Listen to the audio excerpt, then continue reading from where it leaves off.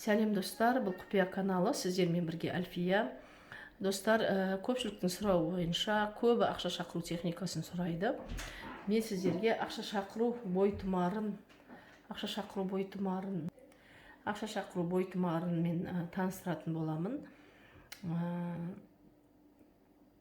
Мұны міндетті түрде әмиянға салып қоюымыз керек. Барлығын түсіндіремін қазір. Бұл техниканы міндетті түрде растущая лунада жасауыңыз керек, яғни ай өсіп келе жатқанда жасауыңызға болады. Міндетті түрде, бірақ ай өсіп келе жатқанда жасау керек. Ол үшін біздерге мынандай осындай жіп керек. Түсі маңызды емес, бірақ натуральный жіп керек. Мен осындай ақ жіп алдым, бірақ түсі маңызды емес. Тоқыма жіптерде жарайды, түйенің жүнінен істелген жіпте жарайды. Тек қана синтетик болмаса болды. Көлемін дәл осындай қылып аласыз. Одан кейін біздерге осындай жасыл түсті свеча керек. Бірақ қандай свеча болса да жарайды, восковая, церковная, немесе простой, парафиновый, барлығы жарайды, бірақ түсі жасыл болу керек. Жасыл түс біздерде денежный цвет. Ақшаның түсі негізі жасыл, сондықтан қазір ана бойтұмарды біздер не істейміз? Зарядтаймыз, сондықтан біздерге осындай жасыл түсті не керек? Свеча керек.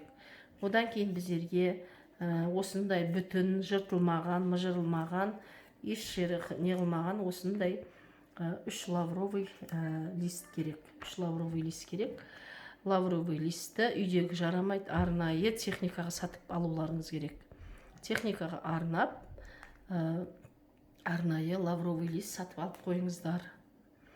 Одан кейін біздерге осындай мата қажет, материал қажет. Менде негізі міндетті түрде мынау қызыл цвет болу керек. Қызыл цвет болу керек. Түсі қызыл болу керек. Менде қызыл мата болмағандықтан мен ақ мата алдым. Мен қазір бұл жерде бойтұмарды мен зарядтайын деп жатқан жоқпын. Сондықтан мен сіздерге тек үлгі үшін осы ақ материалды ала тұрдым. Одан кейін біздерге міндетті түрде әмиян керек. Міндетті түрде осындай әмиян керек. Одан кейін біздерге осындай натуральный мед керек. Натуральный болу керек мед мне. Осындай натуральный мед керек. Менікі натуральный емес, бірақ тек үлгі үшін. Міндетті түрде натуральный медпен істеу керек, болмаса бұл не жұмыс жасамайды. Барлығын қазір көрсетемін, түсіндіріп өтемін. Бұл техниканы өздеріңізге міндетті түрде өздеріңізге жасауға болады, және басқа біреуге жасауға болады. Бірақ тек қана өзіңіздің жақындарыңызға жасауға болады, басқа адамға жасауға болмайды. Тек қана өзіңіздің жақындарыңызға жасауға болады. Дұғада атыңыз деген жерге өз атыңызды айтасыз. Егер де сіз өз атыңызға жасамай балаңызға, қызыңызға, немесе жолдасыңызға, тағы бір туысыңызға жасайтын болсаңыз, онда дұғада атыңыз деген жерге сол адамның аты айтылады.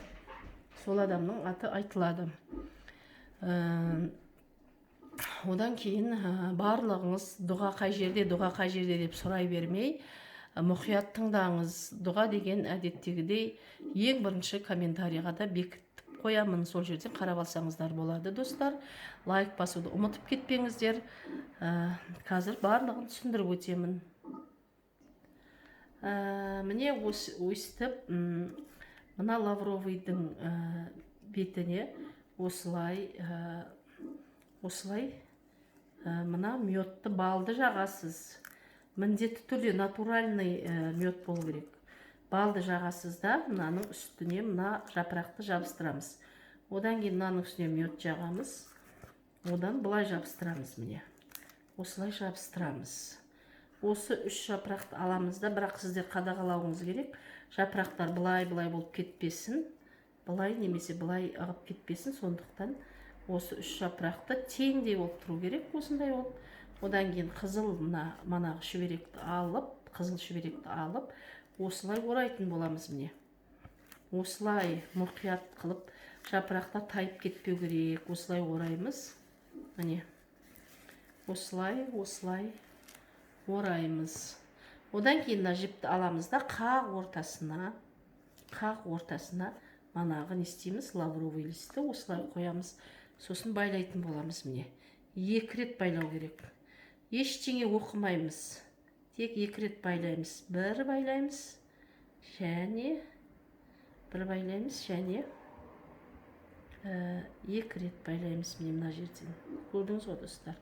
2 рет байладық та, мынаны міне крестик сияқты осылай байлауымыз керек. Міне мен қалай көрсеттім, дәл солай байлауларыңыз керек. Міне осылай байлайсыз. Міне 1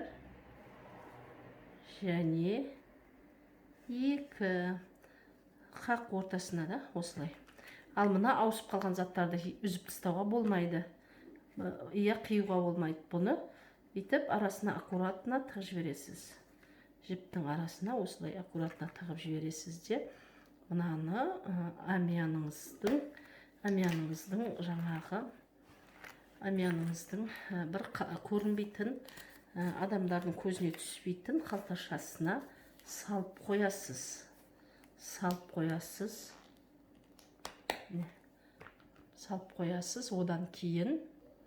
Одан кейін достар, мына свечаны аласыз да, міне амияныңыздың үстіне осылай қазір зарядтайтын боламыз. Амияныңыздың үстіне осылай бекітіп қоясыз да, манағы свечаны міндетті түрде спичкамен жағуымыз керек. Міне міндетті түрде спичкамен жағамыз. Жаққаннан кейін свечаны жаққан бойдан дұғаны 40 рет оқимыз. Достар, дұғаны оқыған кезде сіздер шатасып кетпеулеріңіз керек.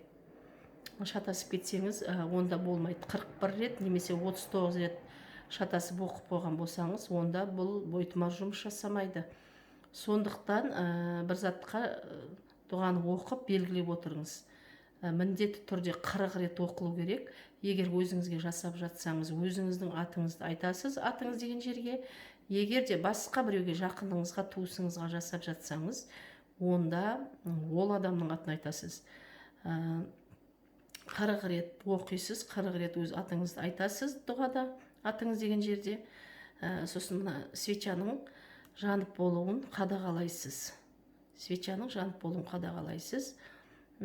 Егер де туысыңызға немесе жолдасыңызға, я балаңызға, қызыңызға, басқа біреуге жасап жатсаңыз, міндетті түрде ол адамды көзіңізге елестетіп отыруыңыз керек. Ол адамның бет алып елестетіп отыруыңыз керек.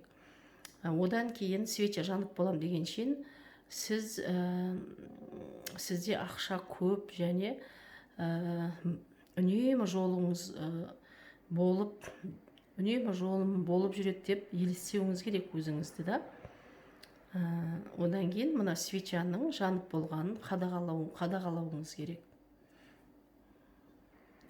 Міне свеча жанып болды деп есептейік. Свечадан қалған осындай қалдықты любой мусорға, өзіңіздің қай жерге лақтырғыңыз келсе, мусорға, үйдің емес, бірақ даладағы мусорға лақтырып тастауыңызға болады. Достар, бұның эффекті 1 жыл. 1 жылдан кейін блокнотқа жазып, ұмытып қалмау үшін қай кезде жасағаныңызды жазып қойсаңыз болады. 1 жылдан кейін қайталауыңызға болады. Қайталағанда тек қана мына ішіндегі затқа, ішіндегі манағы осы жаңағы бойтұмарымызға тиіспей, тек қана жаңа свеча алып, қайттан осы амиянның үстіне қойып, 40 рет дұғаны оқу керек. Қайталасаңыз болады. Болды достар, ешқандай қиындығы жоқ. Жасап көріңіздер. Өз практикамда жасадым. Өте оңай, бірақ эффекті күшті. Мен сіздерге миллиондап ақша әкеледі деп айта алмаймын, бірақ постоянно сіздерде ақша болатынына толық сенемін. Себебі мен жасағаннан кейін постоянно менде ақша болды.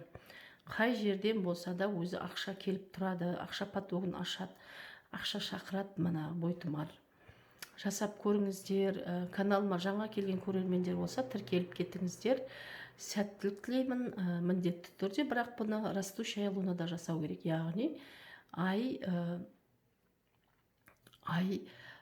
өсіп келе жатырғанда жасау керек. Мен қазір немесе ертең ай фазасын салатын боламын, содан қарап қазір қандай ай екенін біліп алсаңдар болады. Сәттілік достар.